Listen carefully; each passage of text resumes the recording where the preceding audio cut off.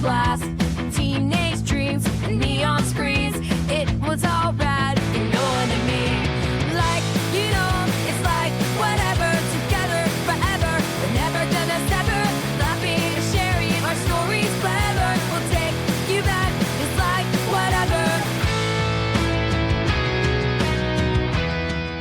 Welcome to Like Whatever, a podcast for, by, and about Gen X. I'm Nicole, and this is my BFFF, Heather. Hola. So, let's see. What's new? Nothing. Okay. Zero things. Okay. We're still honoring that. Yep. All right. So this was something that I did not mention to you before we started because I wanted I to asked get her, I asked her what she wanted to talk about before, and she was like, nothing that you need to know about beforehand. Yeah. And actually, when I heard this news, I almost texted her, and then I said, no, save it for the podcast. Uh-oh. And you don't have Philly news, so I don't know that you know this. Uh-oh. Coming this Friday, the day this episode comes out, Crozier Chester Hospital closes. I did know that. I almost told you that when we were talking about what we were talking about earlier. Uh-huh. I almost told you that, yeah, I heard. Okay. When I was at my aunt's house for Easter, Okay. they were talking about it. Yep. So one of the hospitals in that whatever Group. yeah, closed down last Friday. And then I thought it was weird because they're like the biggest burn unit. and they are also like some people are like 39 miles away from the closest ER now. Or something crazy. That's like that. the worst part of the world too. Like, Yeah. like A lot of Chester shooting. is like downtown Baghdad. Maybe But not. my personal biggest concern is what am I supposed to say when I drive through that area now? Oh. Because I mean, you can say it, but but what if they tear it down? Because for the past 30 plus years, every single time I go to Philly, I have to point out to whoever's in the car with me, that's where Heather was born. that's our thing. Whenever we would go past it, I would have to tell her that's where I was born. Yep. And now I, in kind, tell everyone I don't know. that I'm with. I can't imagine that they're gonna. I would think another hospital. But I don't know because there's a lot of I abandoned think they would hospitals. demolition it. It's pretty old. Well, I was born there, and my mom and dad were born there. Yeah. So, yes. Yeah. And it is- just looks like a big cinder block. Yes, it does. Like, it is all concrete. It's just crazy because I thought they were like the biggest burn unit, and like they had like I don't know. It had been, I mean, I listened to Philly news, and it's for at least the past year. It's been in the news that, and they kept trying and trying to get bailouts or other options, and it just didn't happen. That's crazy. I know. And it was sad. They were talking to some of the staff on the last day, and they were like, Oh, it we're is like, closed now. well, this was the one that closed this Friday. Oh. Which is its sister hospital or whatever. But yeah, the guy was like, we're like a family here. Like I've worked here 30 years. And now it's just gone. And up there, like, why are you closing hospitals before you have a replacement? Wow. I mean, even besides how bad Chester is, the city's right there. yeah. So, I mean, Well, a lot of but people. there's a lot of hospitals in Philadelphia. That is true. So I guess that's probably what they're thinking. Plus, Wilmington has a couple. I mean, that is kind of in the middle of both. Mm-hmm. I don't know. Christiana has a. Did you hear about in the Bob Evans in Rehoboth? No. They just came in the middle of the day and shut the whole place down. Closed it. Bob Evans did. They closed it. People were eating. And they just locked the door and sent everybody out. What Yeah. did the GM of that restaurant do to Bob Evans to upset him so Bob bad? Evans is closing a bunch of their locations, and they didn't want, this was the story that was floated around. They didn't want the staff to know and not show up. and not show up and not have the last, but it was the middle of the day. Why do it in the middle of the day? Why wouldn't you do it when they closed? Dramatic effect. I got, apparently they came in, locked the doors, and kicked everybody out. People were in the middle of eating. That's so ironic because yesterday I went and had dinner with my friend Amy, and she was telling me she had went into Bob Evans the night before to get dinner. She was craving sausage gravy and biscuits. She went at like 5:30, 6 o'clock on a Saturday night, and she said there were literally 5 people in there. I think it's a dying. Well, most of the chains have all died, so Yeah, a lot. There's which new is for the chains. better because, well, there are new chains, but yes, small business too. I have a issue with one of the chains that's down our way that opens these restaurants under completely different names, and it's all exactly the same restaurant. It's Sodell. I'll just say it. It's Sodell. Sodell. What Oh, they is have it like fast food? No. Oh, Thompson's Island, Matt's Fish Camp. oh, Yeah, they're all the same. I shouldn't say all the names, but they're all. There's probably like 10 of them in Rehoboth. I and know Lewis. exactly what you're talking Yeah. about because my daughter worked for one of those 10 restaurants. They throw them up and they slap a different name on it. It's basically the same menu at every single one of them, and then it makes it look like it's a small business. And when I it's went to actually a one of chain. them once. That's a big name. And No, if so I'm going to be at the beach and get seafood, I'm not going to one of those places. there's 3 of these groups, restaurant groups down there that own pretty much all of the restaurants down there. It's one of the 3 of them that But has. it's not small business. No, but then that's what they do. They throw them up and they throw a different name on it. And people think they aren't going to a chain. As a matter of fact, one of them, they closed it, put a new name on it, and opened it back up. Didn't even shampoo the carpets. No, Throw on fresh it coat of paint, was closed nothing. maybe 3 weeks, 4 weeks, long enough for them to put a new sign up. Yeah. And it's a new concept.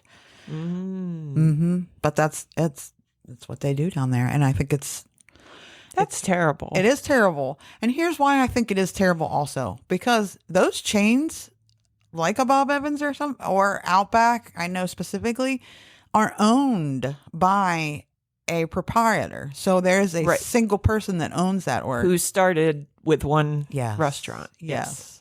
So yes, technically it is a chain, but one person owns that, as opposed to these groups that the whole group owns it. Right. So there's like 10 owners. And that own none of all. them probably know anything about restaurants. Well, so here's the thing about that one, specifically one I mentioned. He was a chef, and he opened the first one down where I live. I And think that's the one I was talking about that I went to. yes, he opened it he was a former addict, and I guess he was an addict. He opened it and he employed addicts and people who had just gotten out of prison, and they had to sign paperwork that as long as they stayed clean, they had jobs. So he, in the beginning, Had good intentions. yes, he was a chef, and blah, blah. And then it just started. And then money did what money does. And then he ended up dying in Colombia Oh, in a motorcycle accident.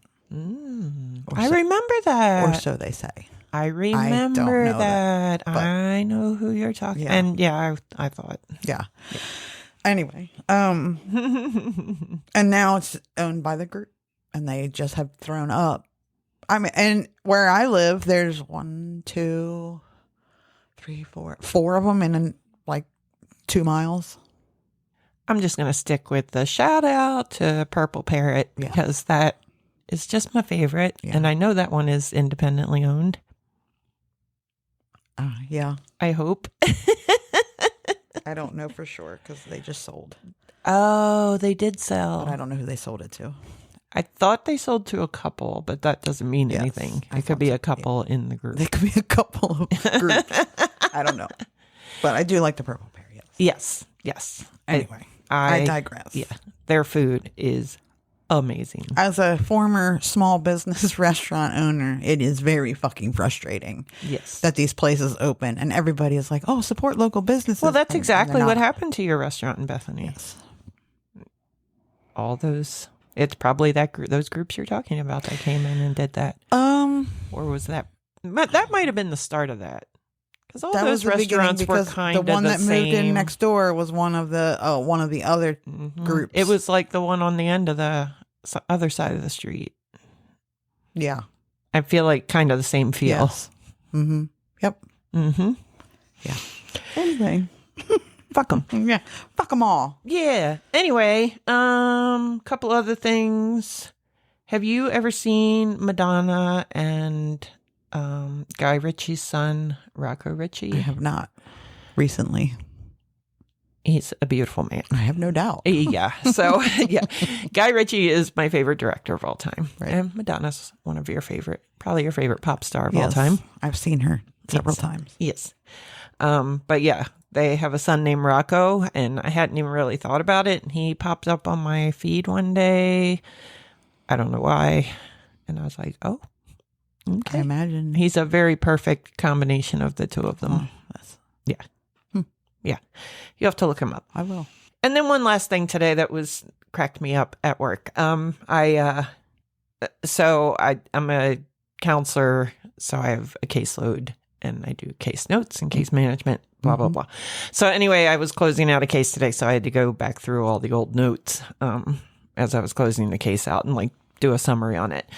Anyway, it was a case note from March 16th, 2020. Wow. So like a week, less than probably 4 or 5 days after the world shut down. Right.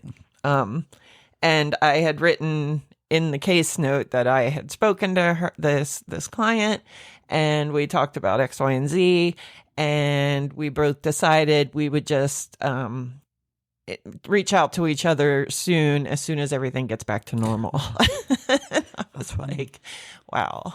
If we only knew. I know, it's funny because I play catch up on. I'll find a new podcast and then I'll catch up on it, and you'll start getting into like December of 2019 and January of 2020, and they're like, oh, well, in the summer we're going to do this, and in the summer we're going to. I'm like, no, you're not.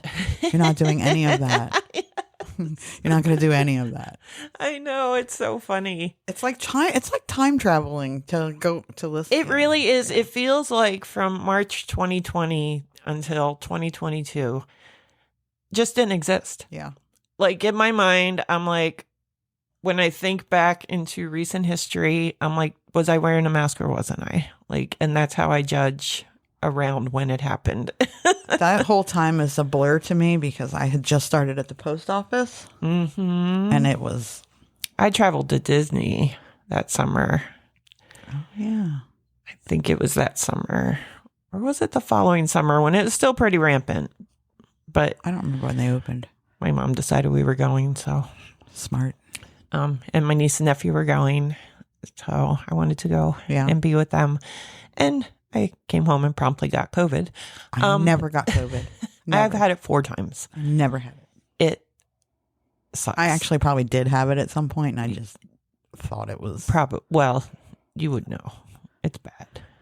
But I'm always having COVID. Like I'm always tired. Yeah. I'm always coughing. It's called depression and smoking. Yes. To both. So I live with COVID. Yeah. Symptoms. That's fine. No, that's fair. That's fair. Yeah, anytime I travel, I get COVID.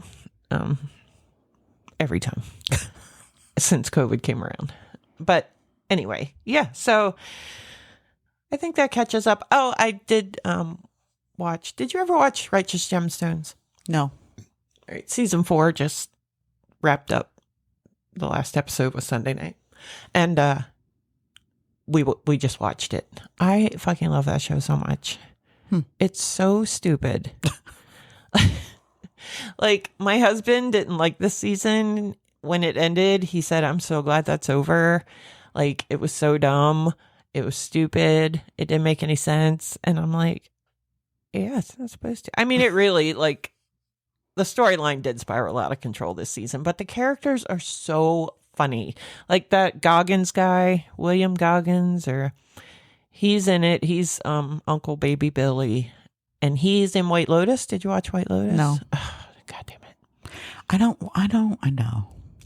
It's okay. I was just hoping you knew him from somewhere because I found out today he's only 2 years older than me and he looks really old. And I was like, wait a minute. Because I saw something. Oh, it was his senior yearbook picture popped up on my Facebook feed. And it said his name, senior picture, class in 1989. And I was like, wait a minute. Hold on. So I had to Google what year he was born. And I was like, wait. I do that all the time because now famous people are our age, like not just our age, but like everybody is our age. Right. And I forget that I'm my age until somebody points it out to me. Yes. Agreed. I mean, I get really sick of all the redundant memes, but the one that says that Gen X was born at the age of 30 and at the age of 50 is still 30 like is accurate. Yes. Yes. It's funny. Well, when we get into today's thing, oh yeah, we're gonna learn today why Heather's so fucked up. Yeah.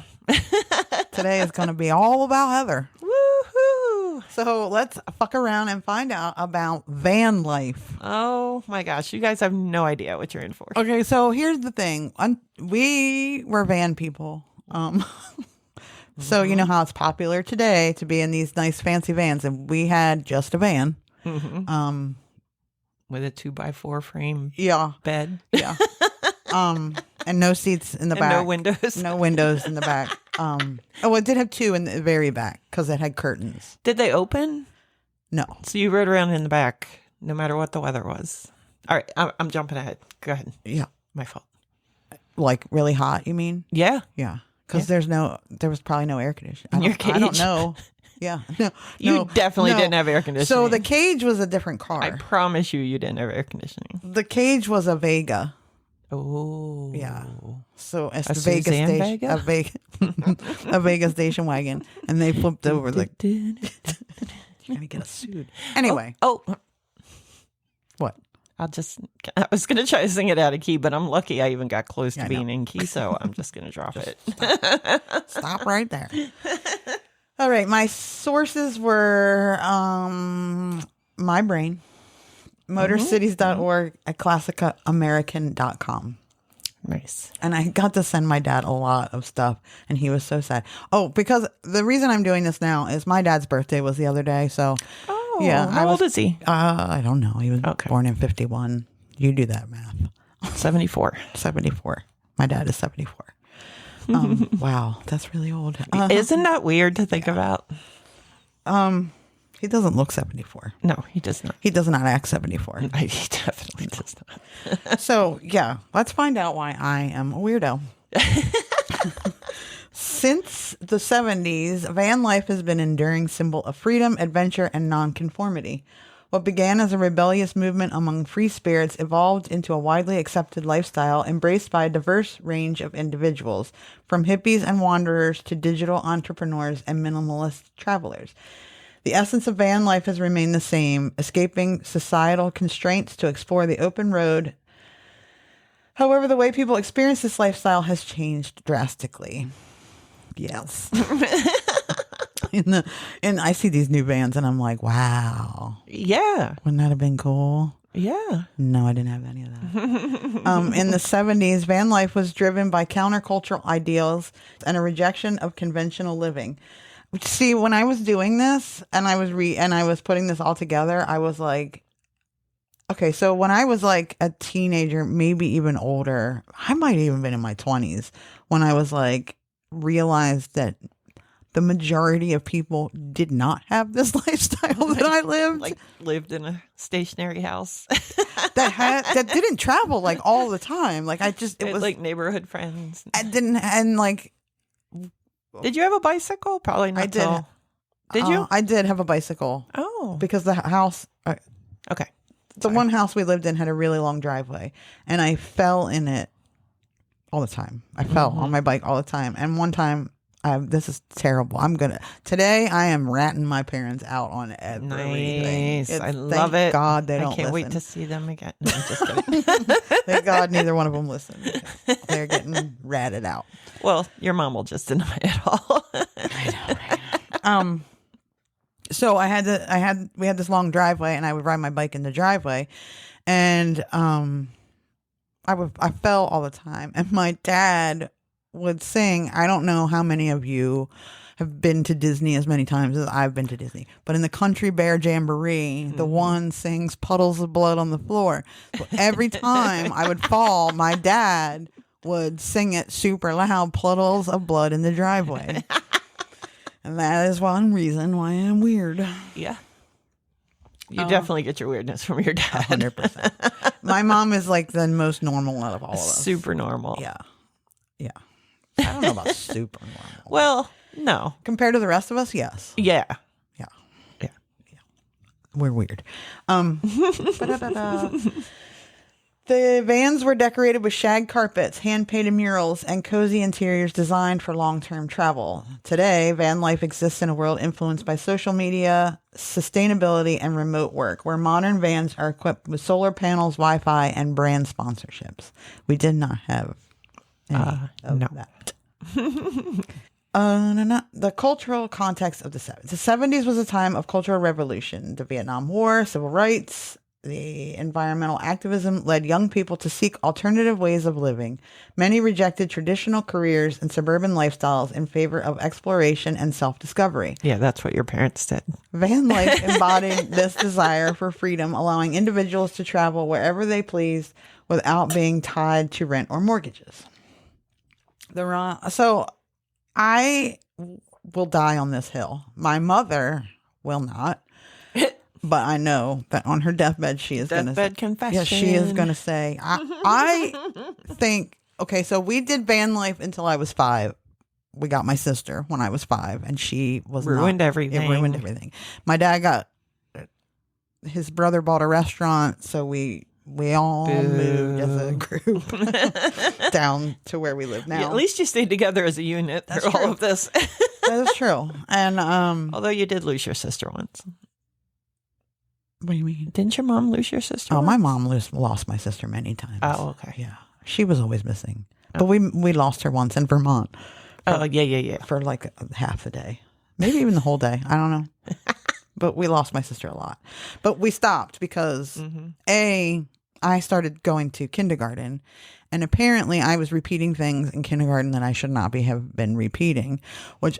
You probably went to kindergarten reeking of something you should not have been reeking of. So when we did the van, I was the only child. There was no other children. Everybody had dogs. So basically I was raised as a tiny adult with dogs. You were a puppy. I was a puppy. Yeah. You were Mowgli. I was That's Mowgli. awesome. I mean, that really is awesome though. It's just so crazy to me when I talk about it. And it's just so matter of like, just because all my parents' friends did, like that's all the people we knew. And I know I'm not going to say this correctly, but when we were talking about this before this with my husband, and he was just like so shocked by everything you said, I was like, yeah, sounds right. It doesn't shock me that. I mean, obviously, I know some of these things about it. I'm learning a lot too, though. Like, I don't know all the details and ins and outs of all this, but yeah, I totally see you doing that. It was just a group of hippies, and we just all traveled as a group, and we went to, I'll talk about those later, Vanans. They called them Vanans. Did you go to concerts? Well, that's the thing. These Vanans had concerts at them. Okay. So like local talent? Yeah, and probably big names too. I don't know. So we're going to also rat my parents out again.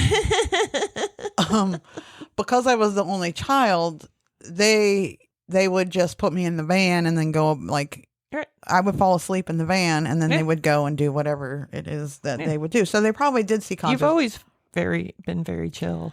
Yeah, you weren't going anywhere. I was a chill kid. You're a chill adult. I think that it's because I was high all the time.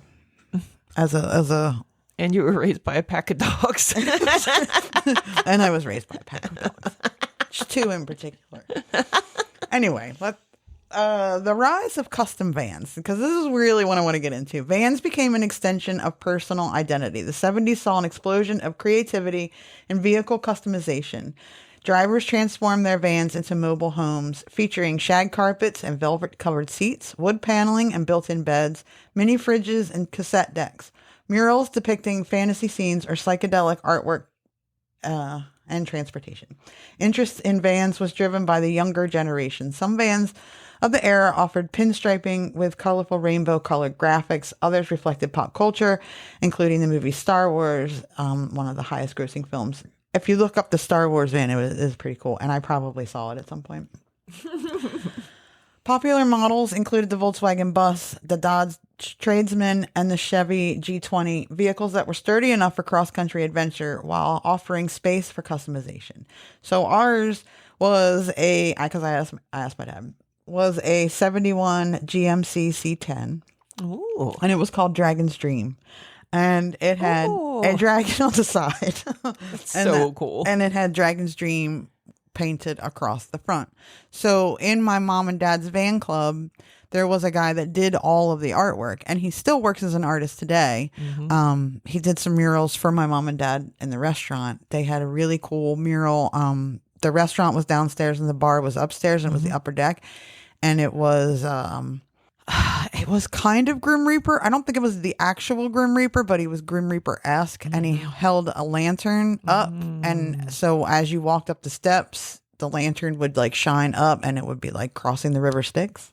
Is that where your obsession with the Grim Reaper came from? My dad is obsessed with the Grim Reaper. Oh. Yeah. His bike has the Grim Reaper painted on it. Oh, aren't y'all cute? Yeah, with their love of the Grim Reaper. It's a weird thing to be.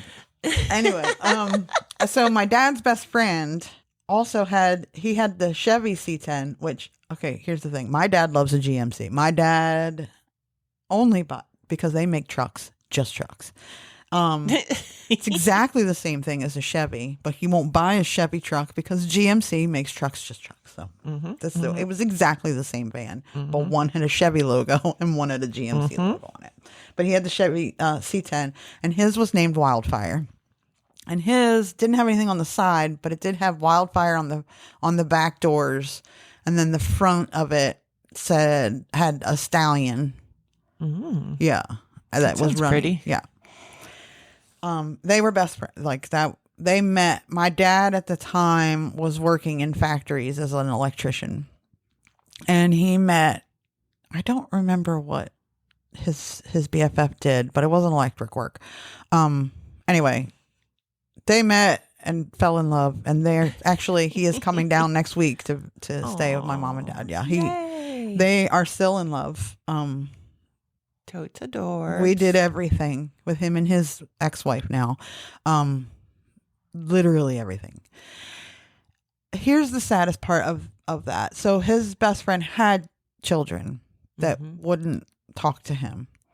So the only picture he had in his wallet was me. And I had the biggest crush on him. I was going to get married to him, and I was going to buy my dress at Kmart. Oh. Yeah. And he was my Joey. Like that was, and so I did adorable. Everything with him everywhere. And he looks like Bruce Springsteen, actually. Oh gosh. Like a 70s Bruce Springsteen. Yeah. Oh my. He's very Italian. Though. When's the last time you saw him? A couple of weeks ago. He comes down all the time now. Oh. And stays because his wife died. Yeah. After. But that's good. You still get to see him. Yeah, I see him all the time. Does he make your dad be nice to you? Yes. Aw. So they would also I'll get to that. Okay. This one might be a long one because I got a lot to say about this. I'm here for it. Okay. So the inside of our van, I don't really remember the inside of his friend's van too much, probably because I wasn't in there very much, but ours had shag carpet and fur ceiling and sides and gray. The van was gray and it had dragon. Was it like rabbit fur? It was really long. No, it was like shag. It was like super long. No, it was like faux, that weird long stringy the polyester fur. Yeah. I got you. That was on the walls. And then he had built cabinets in there that held like snacks and stuff and our food. We didn't have a fridge. I don't know, because we didn't have any electric in it. We didn't have electric in it. And then the back, there was no seats in the whole. There was 2 seats up front. And that was the only seats. They were captain chairs. And then the rest of the van had a queen size bed built up in the back, and they had like storage underneath of it, I think. And then me and the dog slept on the floor, and they slept in the bed. And the bed had fur, but it was shorter fur. It was like a faux fur, like a black, like if you got a leather jacket from that fur. Yeah. That was on the bed. And fancy. And then the inside had like twinkle lights. Yeah, that built in twinkle lights. They were built in. I love that. So the dog and I slept on the floor. And the dog went like it was the 4 of us that went the dog went everywhere with us. The dog was part of the like my parent. If you could know my parents, the dog is part of the family. Oh yeah. For sure. Like my dad still talks about this dog too. Like I'm pretty sure he still talks about all your dogs. Yeah. Yeah. So van life in the 70s wasn't just about travel. It was deeply intertwined with music culture. Rock festivals like Woodstock and the rise of bands touring in vans contributed to the nomadic lifestyle. Road trips became musical journeys, with cassette tapes providing soundtracks to the scenic drive. So my dad's favorite band is Pink Floyd.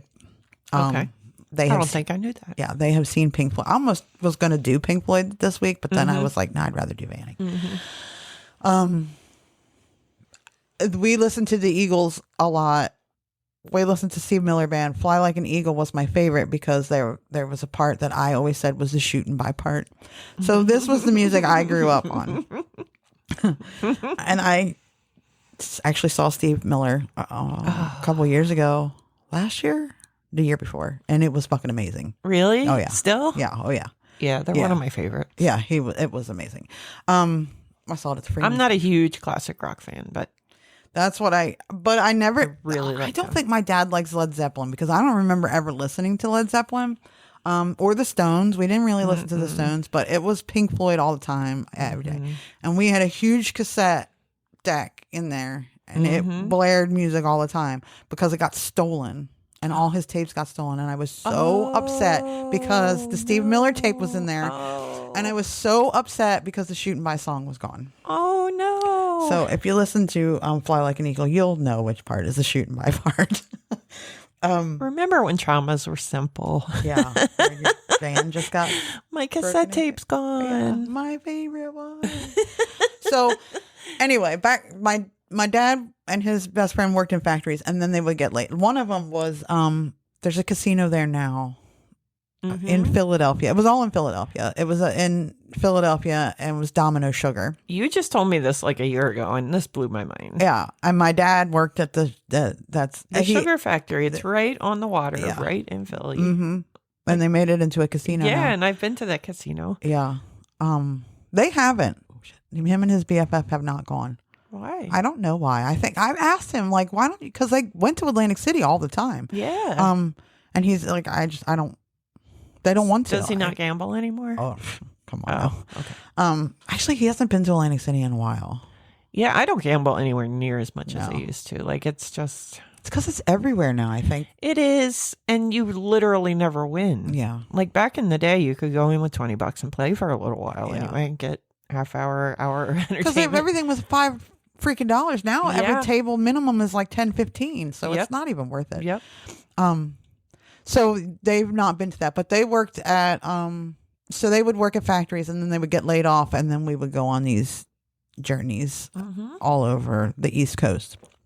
We never left the East Coast. We always did from Philadelphia, from somewhere in Pennsylvania down to Florida. We would go. Most of the time it was West Virginia, because West Virginia would have these giant Vanans that I will talk about in a minute. But that's where they would do music. I imagine they had music. Yeah, there's lots of wide open space in West Virginia. Yeah. So Yeah. you could probably be on somebody's property and have a whole weekend. Nobody even know Nobody you were would there. know. So they would have like these big groups would get all the different van clubs would get together, and they would have like, my dad was big into playing frisbee, and he would do frisbee competitions all the time. And What a dork. I know. Did he hacky sack too? No, I've never seen my dad with a hacky sack. So yeah, they would have like bonfires at night, and their music was playing all the time. So I don't remember if it was live music or just people playing a lot of music.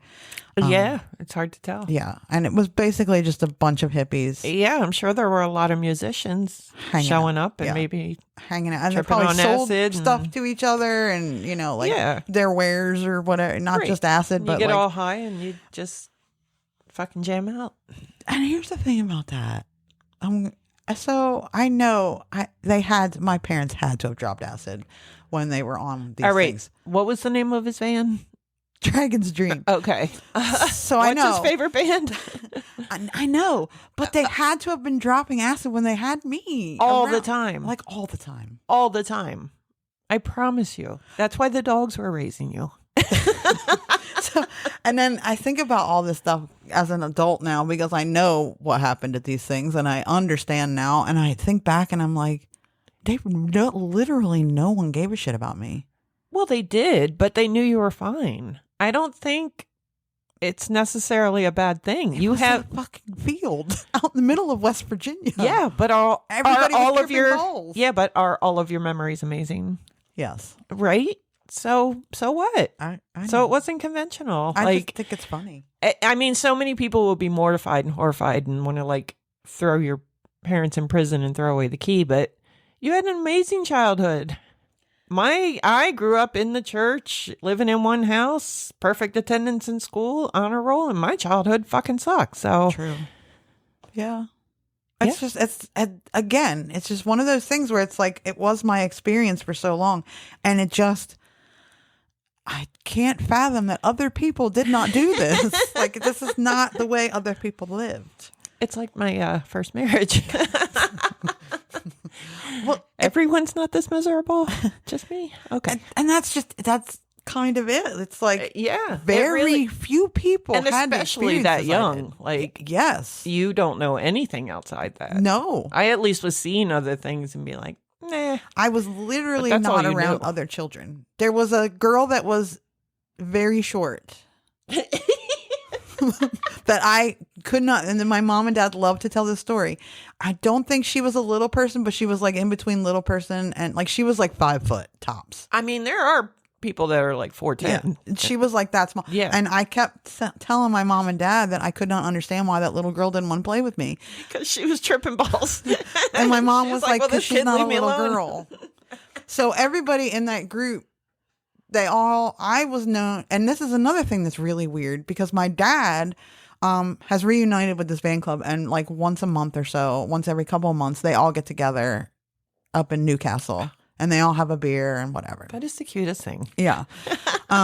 There is a whole lot of people in this world that went on these that only know me as Rugrat because that was what everyone called me. That's what my dad called me. So there is a whole, Oh my God, I bet you were filthy all the time. I was. Where did you bathe? well, they had, I don't know. I guess they just hosed me off. Because I know earlier when we were talking, I was like, did you go to the bathroom outside? And you were like, yeah. And I'm like, all right, that's cool. I've gone to the bathroom outside plenty of times. I actually enjoy it. But where'd you bathe? Like, Well, you didn't have plumbing. And we didn't stay in campgrounds. Right. It must have been like maybe truck stops. Or we'd go to campgrounds. I have no idea. I don't remember bathing at all. There's pictures of me brushing my teeth. The little outside. brush thing, squeegee thing you clean your windshield with. Maybe. at the gas I don't know. station. I'd have to ask It my just mom. scrubbed you down when you got gas. Because I know when we went to Disney, they were so excited because the Disney campgrounds Had showers. and their bathrooms were super nice. Like they still are. Their campground is super nice. Oh, it better be Yeah, for what they I charge. know, right? So I don't know about bathing. I'm sure we did somewhere. I would say ask your mom, but she'll be like, you took a shower every Every day. Because they hosed me off. Was probably what it was. Well, Yeah, because I do remember a story so we must have stayed. These Vanans, I don't think were in campgrounds, so they might be separate. But we did stay in campgrounds. Like when we would go to Florida and stuff, we'd spend. And back in the time. day, campgrounds had solid Yes. like areas, bathhouses. Yeah. Because she tells the one story of how she'd take me and we had gotten a shower and I was headed back to the vans and I screamed to Dad and Joe, "Hey, Dad, I just got clean. I'm all clean." And then I tripped and fell into a puddle head first and was drenched in puddle water. You probably felt a lot better after that. And then my mom and dad thought that was hilarious. And Of that's course. the story they tell. "Oh, yeah, you were running and you fell. And we had just cleaned you." I bet she didn't take you back and She would have probably had to because they probably didn't want me in the van being gross. Oh. Yeah. This dirty kid in the van. The dog was already dirty enough. Yeah, because I'm sure they were so clean. Well, they didn't. Where were they bathing? Exactly. That's what I'm talking about. Because now these vans have full bathrooms. We didn't. Yeah, I mean, you didn't even have bottled water back then. No. It's not like you could pour some in a rag and wipe yourself down. No. They're Well, they probably could get jugs. Probably. I don't know. I don't remember that much. You should ask your dad or Joey. Maybe I will when I see. Don't ask your mom. He's coming this week, Wednesday. All right, ask him. And he's staying the weekend because they have a car show or something. I don't know. Dorky old hippie stuff. So van life fostered a strong sense of community where I was Rugrat, where travelers met on the road, shared tips on repairs, and formed lasting friendships. Like I said, this was 45 years later. They still have ones. That really is awesome. Their van club was called the Midnight Riders. And my mom still has a t-shirt somewhere of it. Oh, Yeah. that's so cool. There's also a picture of me at Shenandoah. And on the back of, you can only see the front of the shirt. It's me and my mom at the Shenandoah sign. And the back of the shirt had Midnight Riders, but the front of the shirt had my name written across it. And I always joke with my mom that they had to do that so that they knew what my name was. You know what? That very possibly is true.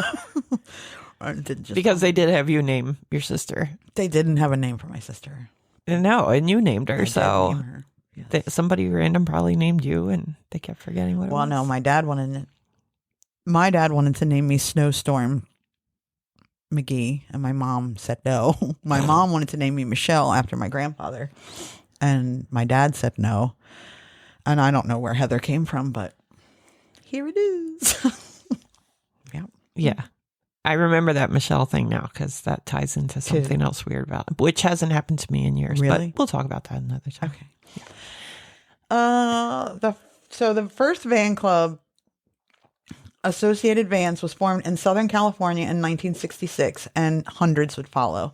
As the culture developed, it spread to towns and cities across North America. The teen generation who loved hot rods and muscle cars but couldn't afford to play found their four-wheel kicks in vans. It offered transport with benefits. The van could be a lair, a boudoir, a wet bar, and a hot rod. 1973 was a pivotal year with the oil crisis effectively ending the muscle car era. The van was poised to step into the vacuum created by recession, a double nickel speed limit, which I thought I had to put the double nickel in there because I thought that was funny. I'd never heard it called that. And a societal shift in free loving, and good times. The motoring press caught the vibe. Hot Rod magazine editor Terry Cook joined forces with Colorado Van Club and created the first national van event at Tiger Run, Colorado. CB radio added to the mix, creating a community on wheels who could communicate in an age before mobile phones and internet. So here was what I wanted to say about that. We had a CB. I know everything you can want, and I know all the lingo. I know my dad's name was Keebler because my dad likes cookies. Yes, he does. And I don't remember what Joe's was. I'd have to really think about it. I should have asked my dad. But that's how everybody communicated. So my dad would get on if I was being bad, my dad would get on the CB and be like, she's bad. Like, this is it. Mm-hmm. And then everybody in there would be like, "Oh, Rugrat, don't." So you'd hear it all.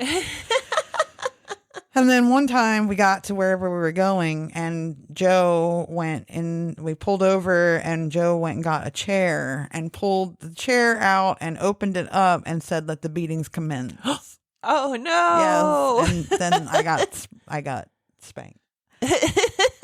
Yeah, CBs were the shit, man. My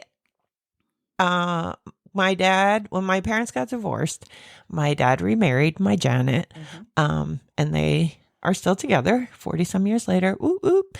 But anyway, her parents lived, it seemed very country in Felton, but it was really only half a mile from Route 13, Right. like the main road that goes through. And my stepbrother had a CB, or probably my papa had a CB. And my stepbrother would get it, and we would play, and we would go outside like at night while everybody else was inside getting hammered on whiskeys and ginger. And we would talk, you know, we'd just get on there. We'd pick up on a voice and we'd talk, and they would know it was little kids, and they would entertain us and stuff. And it wasn't always very clear, and it would last a hot minute as they were driving by, really. But it was so cool. I had my first car was a 1982 Lincoln Continental. And it had a CB in it on because it was the height Did of it work? electric. Yeah. I used it. I don't remember that. Yeah. I mean, I only rode in that car very little. You Yeah. got the Cavalier very shortly after I met you. was Because you going went up to UD. Yeah. And that thing would have never made it. No.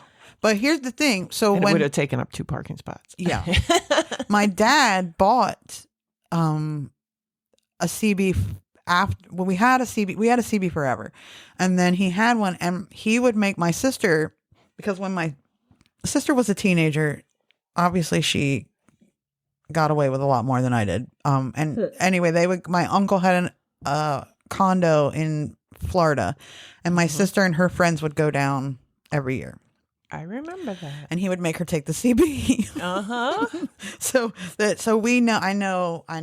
I remember that because didn't they used to talk to truckers on the way Yes. down? My dad would tell them, talk to truckers. So, and he would tell. I do remember. I know how to draft.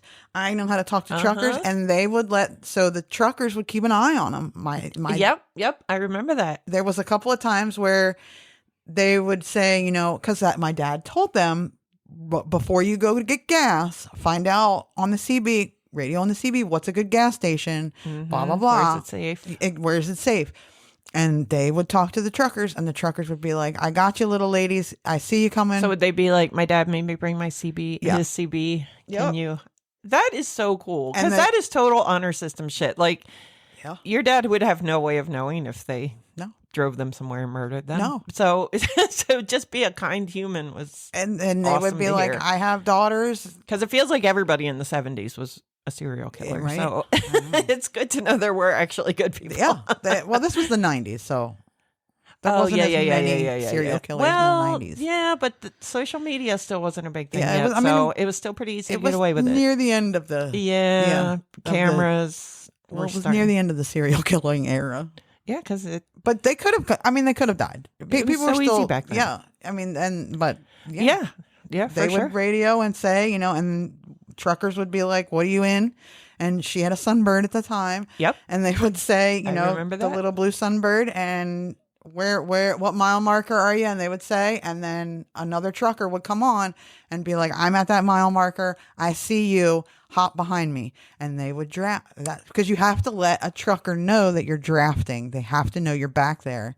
And if they know that you're back there, then they will tell you whatever, I see you back there, blah, blah, blah. And then they will tell you whatever's coming up in the road so that you don't slam into the back. Because in order to draft, you have to get like right up on them. Yeah. So if they know you're there, they'll tell you that when what's happening up on the road. And they will also tell you where the Smokies are. So that means there were a lot of really good people. Yes. Because that's a predator's dream. So Yes. I mean, there were some fact that that- killed people, yes. No. I'm just saying whoever your sister encountered Oh, yeah. just on her trips to Florida, like that just goes to show that there are a lot more good people than bad. Yeah. We just hear a lot more about the bad. The bad. people. Yep. Just want to make that point. Sorry. So yeah, that's why we had CBs, and I know all the lingo of CBs and Yeah, we Smokey. were obnoxious. They- We didn't know the real lingo. We knew what we saw in the movies. So Breaker, Smokey and the Breaker, Bandit? 9-9. Yeah. Yes. Right. They actually called them bears. That's why it's smoky. Oh. They would say there's a bear in the woods.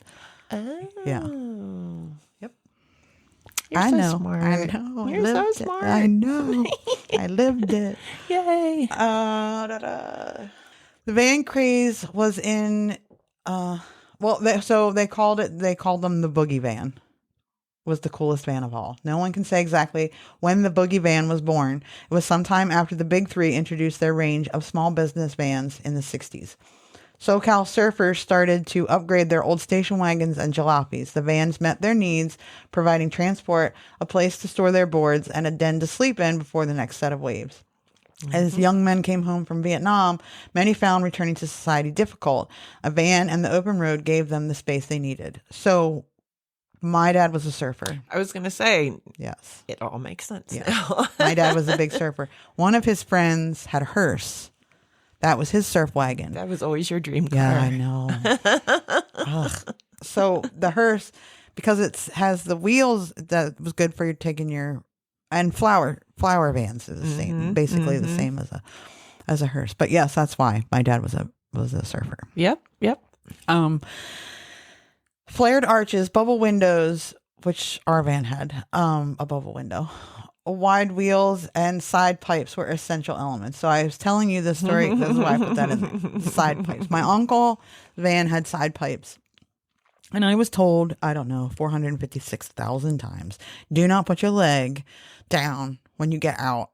But I was tiny. I was a little person. Was there a step or you No, just had to clear? You had to, clear it. Okay. You had to leap out. Okay. And no one cared about poor little Heather and her little tiny legs. I just was told, do not lay your leg on that. They could have given you a board to put up and walk down. They could have done literally anything. Anyway. Held your hand as you jumped out. I did put my leg down on it. Yes, of course you did.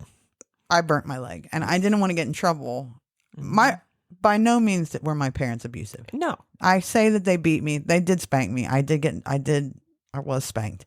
But not very often because I was a good kid. Yeah. And usually the threat was enough. Right. Yeah. You just didn't want to be a bother. No. So I burnt my leg and I didn't tell anybody because I didn't want to get in trouble. And my mom could not figure out why I was cranky all day. And I was running up ahead of them. We were in a park and I was going to swing. And this was several hours later, like hours later. I was running up ahead of him to swing, and my mom was like, holy shit, what is that? And she came up to me, and I had burnt the entire back of my leg, and it was all bubbled. You poor thing. And I had a scar. I had to go to the doctor every day, and they had to pull the skin off of it every day. I had... Was that painful? Yeah.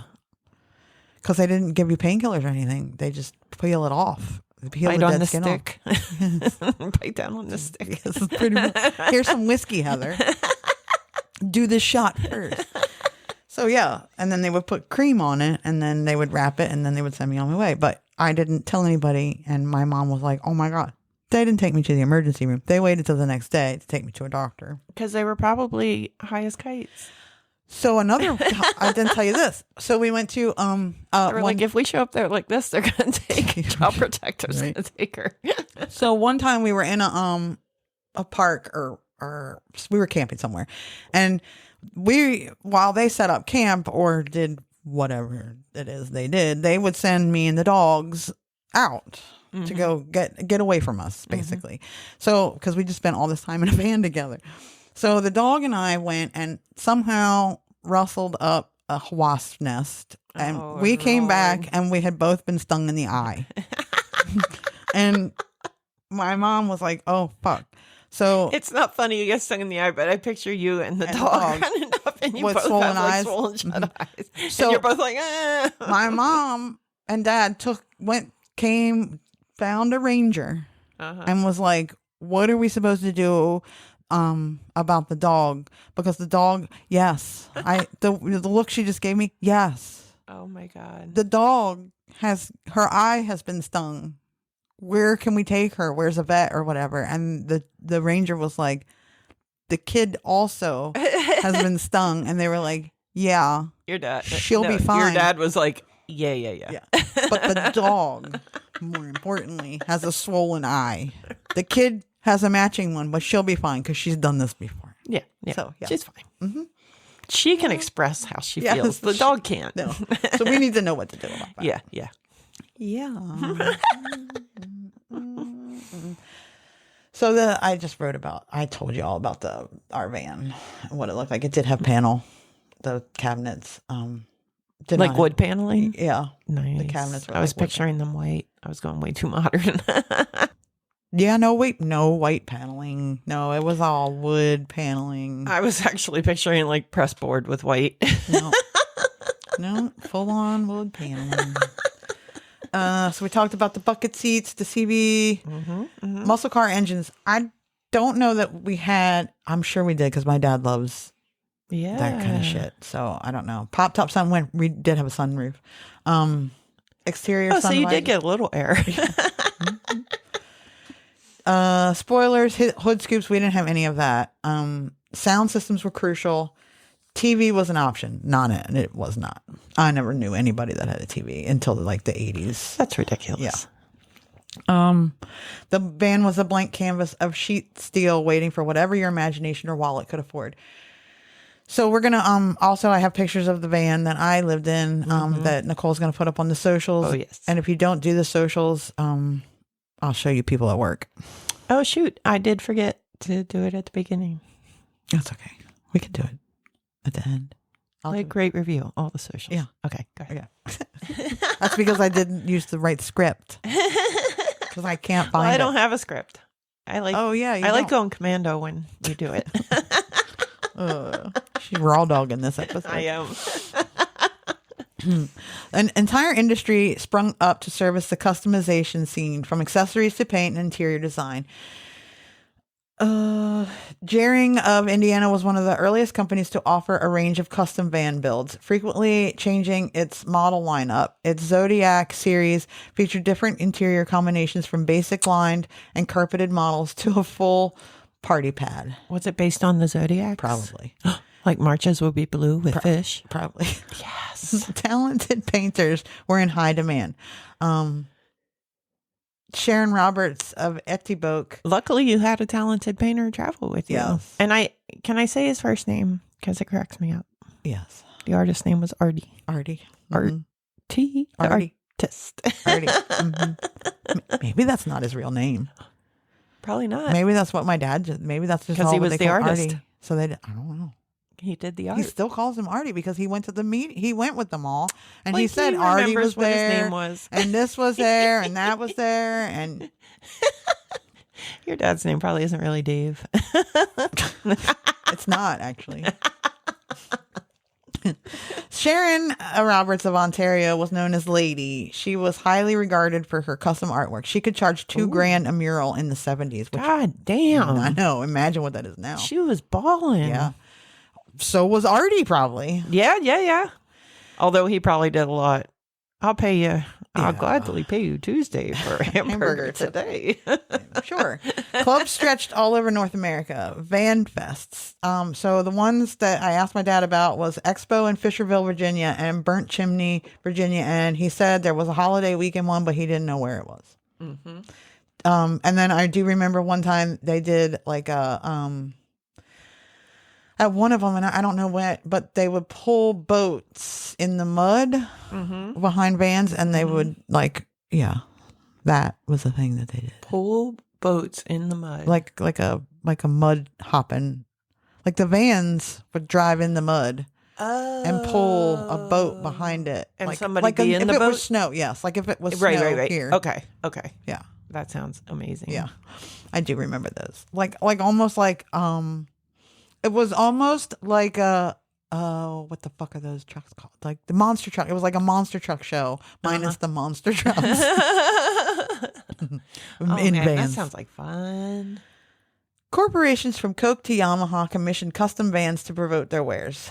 Late to the party, the manufacturers of the vans finally made their own special editions. For 76, Ford launched the cruising van based on its new body-on-frame Econoline. It came with a captain's chairs, a striped package, porthole windows, and choice of wheels. Chevy tardily provided the Chevy Van Sport as its mild but good-looking custom van. It was Dodge that went all in, creating a mini industry segment to cater for the craze. You could buy its YH3 code Dodge Street Van based on the Dodge Tradesman. This purchased vehicle came with enrollment into Dodge's own club, the Van Clan. Dodge was astute enough to know most people would buy a used Tradesman and accessorize it. They had that covered with a specific street van kit. You could add to it by purchasing custom parts via its Mopar Direct Connect catalog, offering all the accessories aftermarket companies were producing, but with Dodge branding. I love that you got to experience like the real van life. Yes. Like OG, because right now you're talking 76 and all these vans, and that's where corporate America comes in and just fucks it up for everybody because they make it too expensive and it's too fancy, and that's not what it was about for you. And it's really neat that you got to experience that. It's just it is, and I got to go to a lot of places, and your parents are like trendsetters, like it's so weird, isn't it? But they were definitely 100% in that. I mean, I know one other person my age that did it. Okay. In a different part of the country? No, here. Did they know? No. Your parents? Because they were little.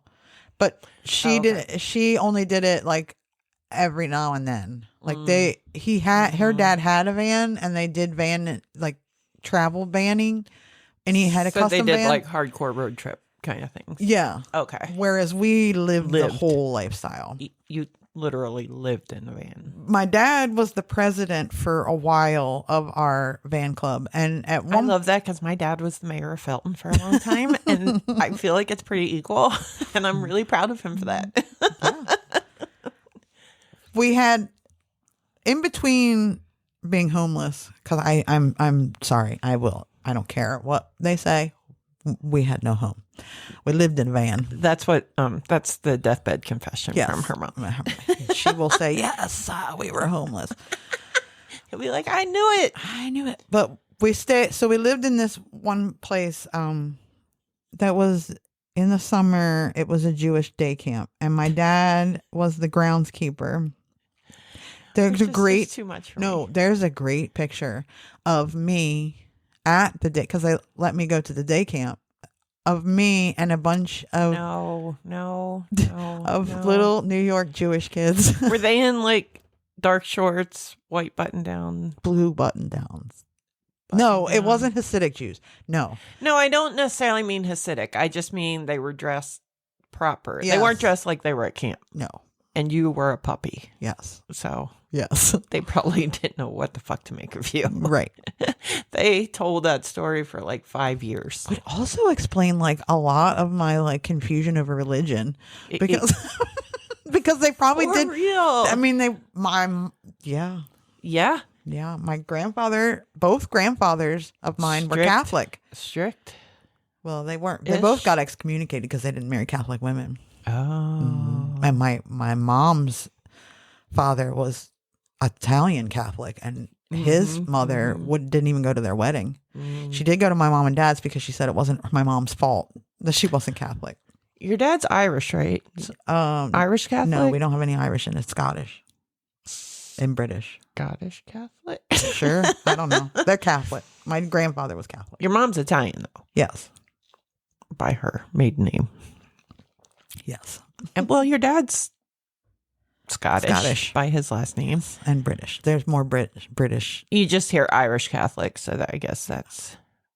But your dad's not Catholic, right? No, his dad was. But his dad was excommunicated from the church because he married... Satan? Yes. Okay. And she was not Catholic. So, and my Satan's not Catholic? No. I thought I read that somewhere. My mom's mother also was not Catholic, but my mom's father asked for last rites before he died, even though he had been excommunicated from the church. And my uncle had to threaten to sue the church until they came and gave my grandfather last rites. Go Uncle Bill. Yes. And my Uncle Bill was atheist. So. And what was grandma? Methodist. What nationality? A little American. She's a mutt. Yeah. Okay. All right. My grandfather was full Italian, Yes. Yeah. Yes. I knew that, His parents came but I don't over. think I ever knew what your grandma was. But okay. Actually, my grandmother's line is all Harrington, Felton. Yeah, this whole area right here. No, they were even. I found their marriage certificate. They were married Jesus in Christ, Newcastle. we might be related. We might be. Seriously. Yeah, because her whole family. It's not even funny. I saw as far back as pre-Civil War, they were in the Harrington. Yeah. I mean, Milford. seriously, like, it's crazy. Like, you go back in my family tree. And no, not my family tree. It's not blood, nothing biological. But there's just a whole lot of. Never mind. Yep. It's very confusing. Yes. I don't need to get started, but yeah, I'm gonna find out. Okay. I bet we are. We could be, because my mom's side was all from this area. I did not know that. Mm-hmm. I thought you were all Philly. Mm-mm. They got married in Newark. Yep. Okay. We're getting way off track, and this is a long episode Yes, already. it is. What was I talking about before with the Vans? I don't know. Yeah. So we traveled.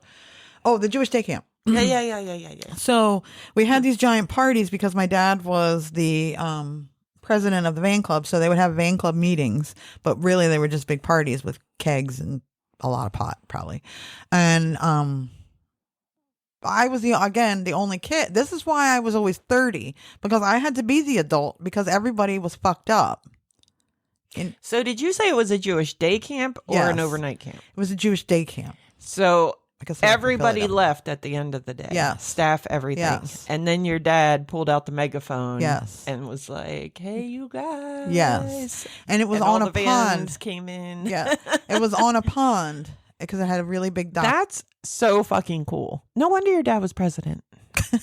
Yeah, because he had the best house. Yeah, Yeah. exactly. And it was a pretty big house.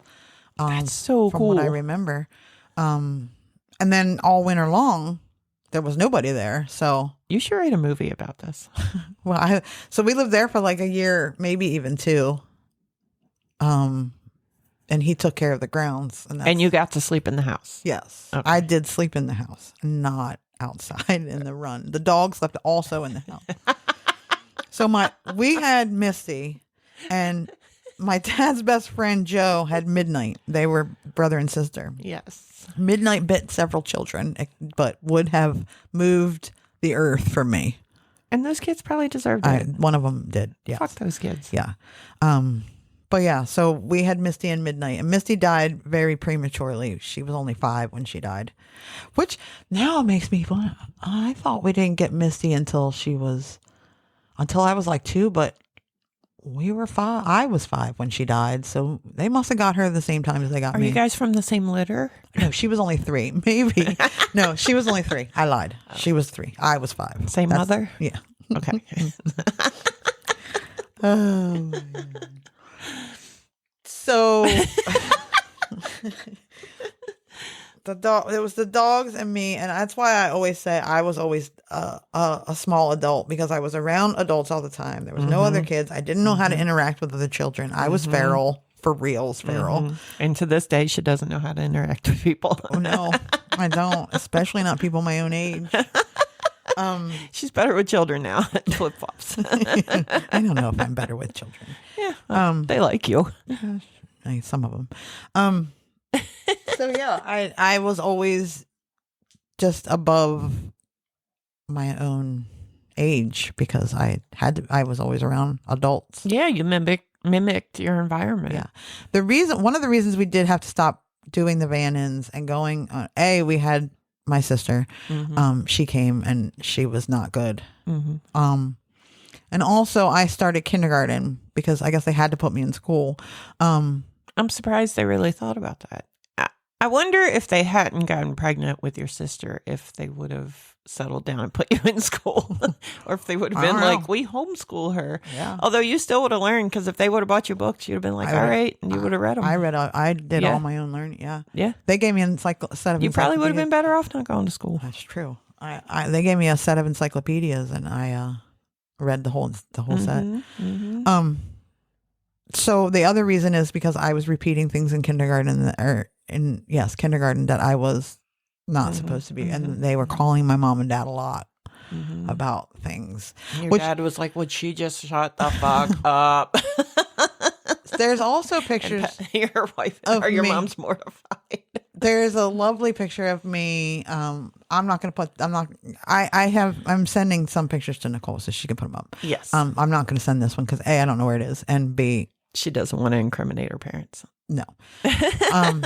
It's me and my Joey standing next to a keg, and he has a cup of beer in his hand and I don't, but I have my hand up the same way as him. And I used to scream, "It's party time." Yeah. That's because of that's what happened. It was party time. So I would yell. Yeah, I got that fun kid party life when I was a kid with Yeah. my dad and my stepmom because They had everybody was wasted on a Friday night and we were all watching Dallas and Falcon Crest. And the drunker they got, the more half drinks they got left sitting around. We just Yeah. walked around and drank whatever was sitting around. Yeah. I didn't like beer, so Well, this was whiskey and 7, so my dad drinks 7 and 7. it's sweet. For My- a kid, it's not bad. Well, my parents weren't big drinkers. No. Still aren't. Never No. were. They don't drink. They smoke pot, but They they like the don't drink. ganja. Yeah, and I guess probably dropped a lot of acid. 1,000,000% drop. I know. A lot of That's acid. what I Like, still- stop saying probably. like. You're in denial. I'm not in denial. It just kind of dawned on me in the middle Dragon's of this. dream. I mean, I always figured that Like, I was cracking up as you were talking about things because I'm thinking this and I'm like, I'll just save it. But like, the whole time, I'm like, they were tripping balls the entire time. when I was in my 20s and I was dropping acid, of course it dawned on me that they probably had dropped acid. But going through this now, I'm thinking, holy shit, they probably dropped a lot of all the time. I only remember Like, maybe the pot. not when they were driving. Like, if, Yeah, well, who fucking knows? I mean, maybe. It was dirt roads and miles of nothing back then, so they'd have been fine. Yeah, it was just down 13. Knowing your dad, he probably drove Because better when he 95, was. I think 95 was just being built. So we did 13 down That's insane. to Florida. That's mind blowing. Yeah, Parts of it were probably dirt. maybe. I mean, seriously. And anywhere you were, West Virginia was definitely Yeah, dirt roads. we spent a lot of time in West Virginia, and then we did a lot of Disney vacation. We did go to Disney. Yeah, a so lot. Orlando would have been paved, but probably a Yes. lot of Florida was No. not. We went to Sarasota. Did you sleep on the beach a lot? No, we didn't really go to the beach that much. When'd your dad surf? Well, Florida doesn't have great waves. We would come here, because that. my mom and my dad's parents had 2 beach houses in Fenwick, and we would come and stay there. Right. So he would. Yeah, My yeah, mom yeah. has like a ton of video of him surfing. Yeah. It's the most boring video ever. My mom, all you can hear is my mom fangirling over my dad Oh, that's so adorable. as he surfs. I love your parents. Yeah. So yeah. That is how I lived. That is probably what is wrong with me. Are we done? Almost. Just the decline of van life was in the 80s and 90s because of RVs. Corporate America. When fucked it something all becomes up. so mainstream that corporations Yeah. are in the act, you can guess the fashion or culture has reached its zenith. Slowly, the van craze subsided in line with the new decade and new societal perspective. By the mid-'80s, the easy times and good living vibe was under attack with a shift in attitudes. After years of the economy was taking off, the sharp edges of shoulder pads and corporate business swept away bell bottoms and shag carpets. Individualism and carefree living were supplanted by easy money and a property boom. New car tastes were evident in burgeoning foreign imports from Japan and Germany. And it was the birth of the minivan, which, by the way, my dad had a minivan in 1985. My dad sold his van in 81, 80. No, I bet he kicks himself all the time for that. it was probably like 82. Although he probably needed it to 83. buy the house. Yeah. Yeah. They were buying the house and he sold his van. He did buy a minivan in 1985. I'm surprised he doesn't blame me for that. I'm sure he does. Okay.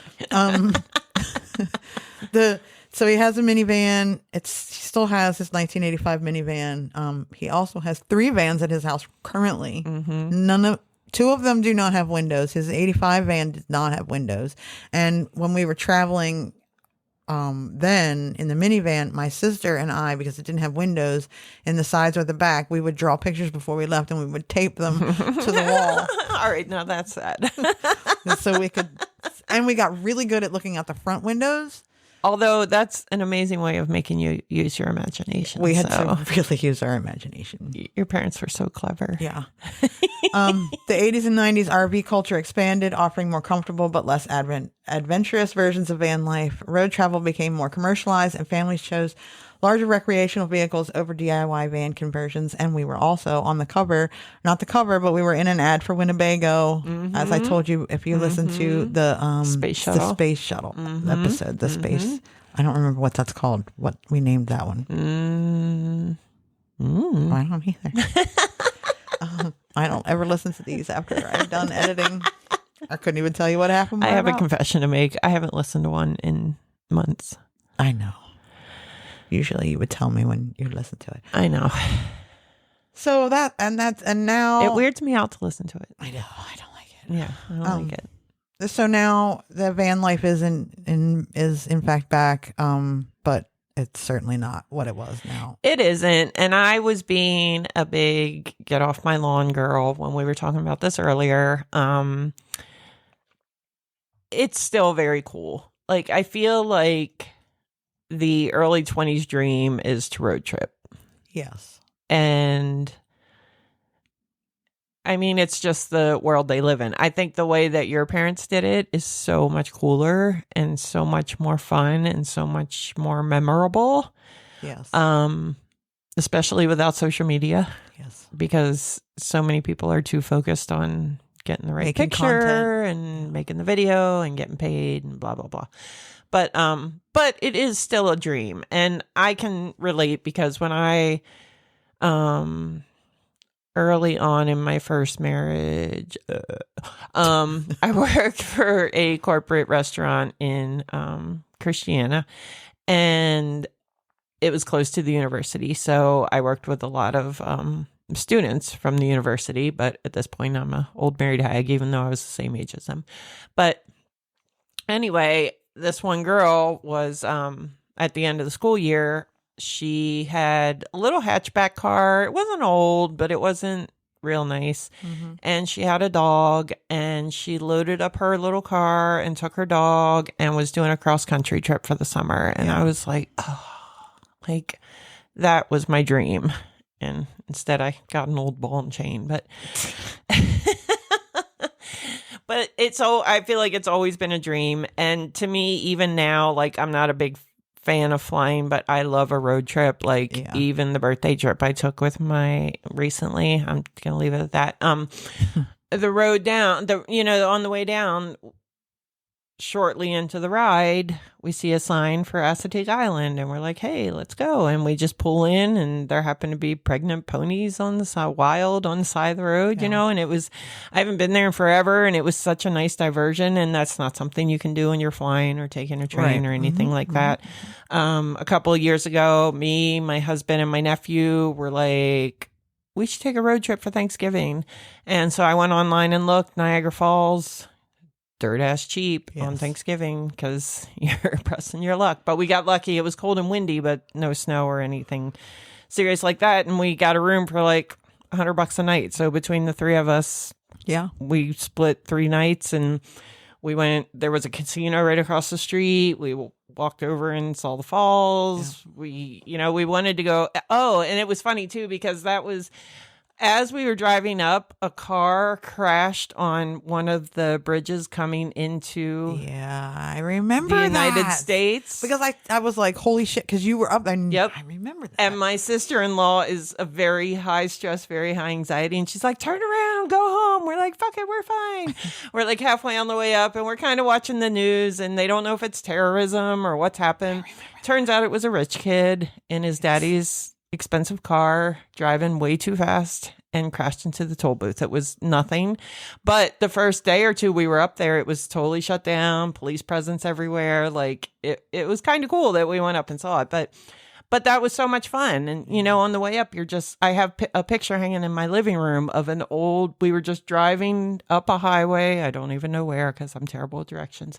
But off in this field, it was so crazy. There's like a very small abandoned amusement park. Huh.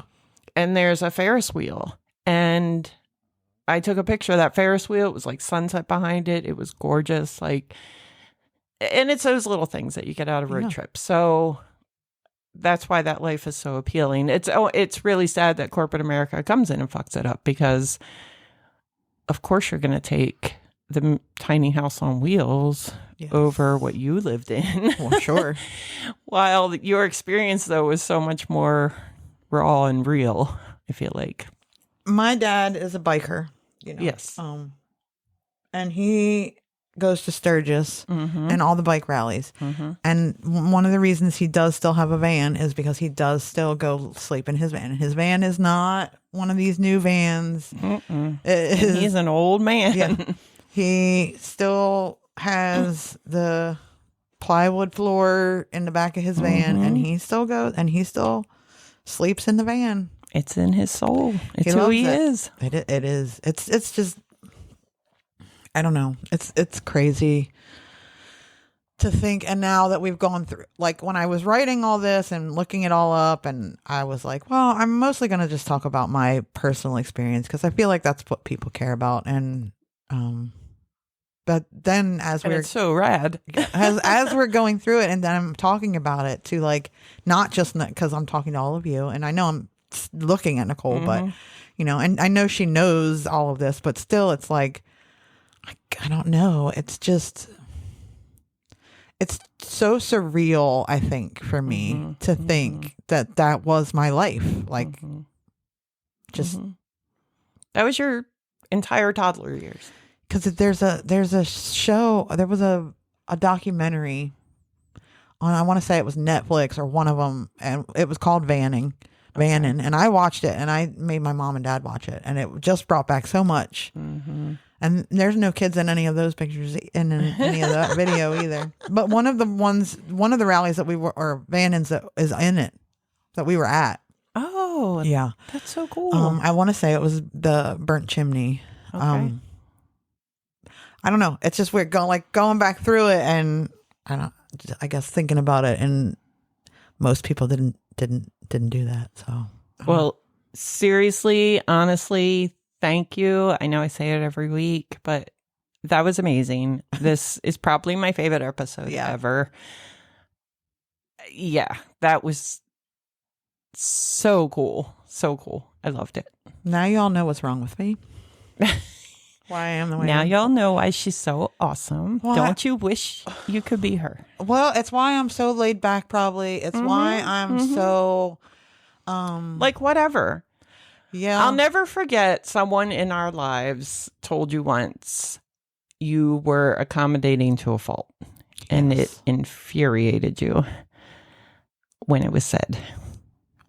Do you remember what I'm talking about? We were in Florida with our last life together, and they wanted to know where you wanted to go out to dinner. Oh, yeah. And you said you didn't care, and you were told you're accommodating to a fault. Yes.